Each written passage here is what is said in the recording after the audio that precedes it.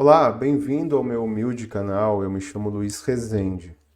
Sou professor de concursos públicos, sou autor de obras para concurso público e obras lúdicas.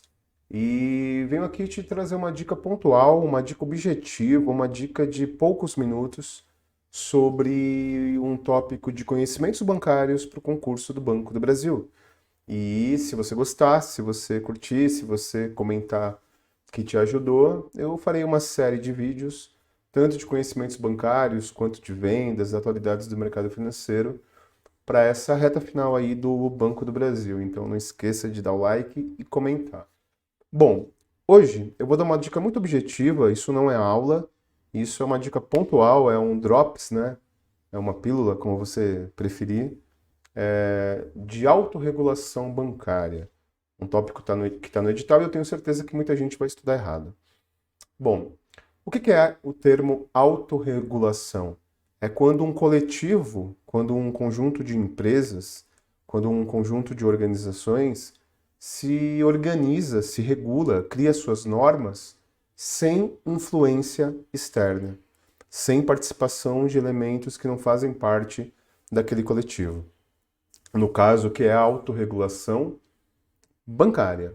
É quando as instituições bancárias elas criam algumas normas, algumas regras de conduta, de comportamento, que todos seguem, né? Todos os bancos seguem. Ué, mas não tem o Sistema Financeiro Nacional? Não tem o Conselho Monetário Nacional e o Banco Central do Brasil que organizam e regulam os bancos? Sim, mas existem elementos que o Banco Central do Brasil não supervisiona. Existem elementos que o Conselho Monetário Nacional não regula, como, por exemplo, posturas de atendimento ao cliente, como, por exemplo, elementos de propaganda, como, por exemplo, critérios de análise de crédito. Esse tipo de coisa, esse tipo de postura, que é mais do cotidiano de venda, que é mais do cotidiano comercial, o Banco Central ele não se mete, muito menos o Conselho Monetário Nacional. Então, por exemplo, qual é a postura frente a limites de saque no caixa eletrônico, por exemplo, qual é a postura de atendimento, qual é o tempo de atendimento, qual é o padrão, qual é o relacionamento no mercado, esse tipo de coisa.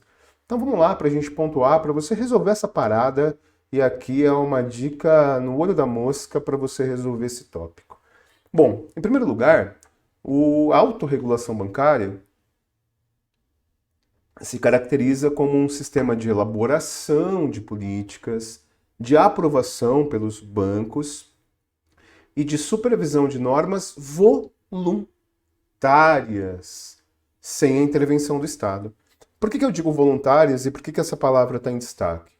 Vamos supor que eu tenha uma instituição bancária que ela é regulamentada, né? Ela é autorizada a operar pelo Banco Central e ela segue todas as regras, reservas compulsórias, habilita-se a redesconto, mas ela decide não entrar nesse esquema. Ela decide não entrar nessa autorregulação. Ela decide, seguindo a legislação, ter suas próprias diretrizes. Ok. Então a adesão é voluntária. Perfeito? Continuando. E não tem intervenção do Estado, justamente porque o Estado, neste caso, entenda como Estado o Ministério da Economia, o Conselho Monetário Nacional, inclusive o Banco Central, né, que por mais que tenha autonomia aí a partir de 2021, ele continua sendo uma estrutura do sistema financeiro nacional. Então é nesse sentido que é voluntário e sem interferência do Estado na elaboração, aprovação e supervisão de posturas. Utilização mais efetiva do conhecimento e expertise de todas as partes.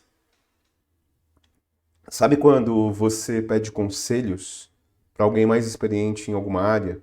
Quando você tem um amigo que tem mais experiência em comprar imóveis, em chegar na gata, em qualquer coisa, e aí você se utiliza da expertise, do conhecimento desse amigo? Pois é. Então, na verdade, quando você tem autorregulação bancária, você se utiliza do conhecimento de um banco para que você agregue para você. E todos juntos eles criam um capital intelectual coletivo do conjunto dos bancos. Por exemplo, você lembra. O que eu vou falar agora, você precisa ser um pouco das antigas para lembrar. Você lembra quando os bancos, cada caixa do banco tinha uma fila separada? Pois é, algum banco decidiu fazer fila única e todos seguiram esse padrão. A autorregulação bancária também tem a ver com os meios remotos, telemarketing, mobile, internet banking, posturas de perfil. Você percebe que todos os bancos têm aplicativos, uns melhores, outros piores, mas todos mais ou menos parecidos? Que os internet banking são todos mais ou menos parecidos? Você se utiliza da expertise aí do seu concorrente, né? Maior compromisso, orgulho e lealdade dos setores. Como assim? Bom, em primeiro lugar, se eu me proponho a sentar na mesa com o meu concorrente para autorregular, para criar normas e posturas coletivas, eu estou me comprometendo. E eu sou leal àquilo que eu me comprometi, porque eu assinei embaixo.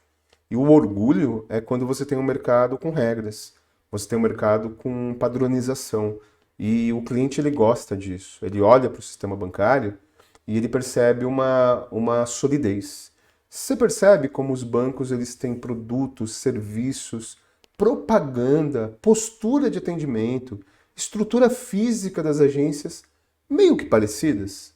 O Banco Central do Brasil não vai dizer como que um banco deve organizar sua agência, como que um banco deve organizar a identidade visual do cartão de crédito. Isso faz parte da autorregulação. Bom, existem dois tipos de autorregulação, e aí isso pode confundir um pouquinho. A primeira autorregulação é obrigatória, hein? Ué, você não disse que é voluntária? Depois, a voluntária. Então vamos lá. Qual que é a autorregulação bancária obrigatória? É aquela que discorre de lei, né? De previsão legal. Deixa eu te dar um exemplo, pode parecer um pouco confuso e contraditório.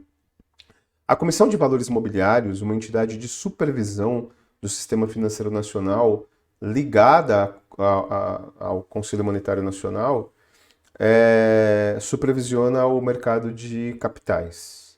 E a Comissão de Valores Mobiliários determina que a Bolsa de Valores, né, a antiga Bolsa de Mercadoria e Valores, a Bovespa, atual B3, ela se autorregule, que ela tem as suas regras de subdivisão de ações, de mercado primário, de mercado secundário. Então, para você entender, é um exemplo que eu estou dando. A Comissão de Valores Mobiliários, ela determina que a Bolsa de Valores organize dentre as empresas abertas, né, de capital aberto, regras na autorregulação. Então, ela não autorregula, porque senão não seria autorregulação, seria regulação estatal, mas ela determina que façam vocês. E a voluntária é a iniciativa privada e de livre adesão de segmento e o estabelecimento padrão de condutas e sanções.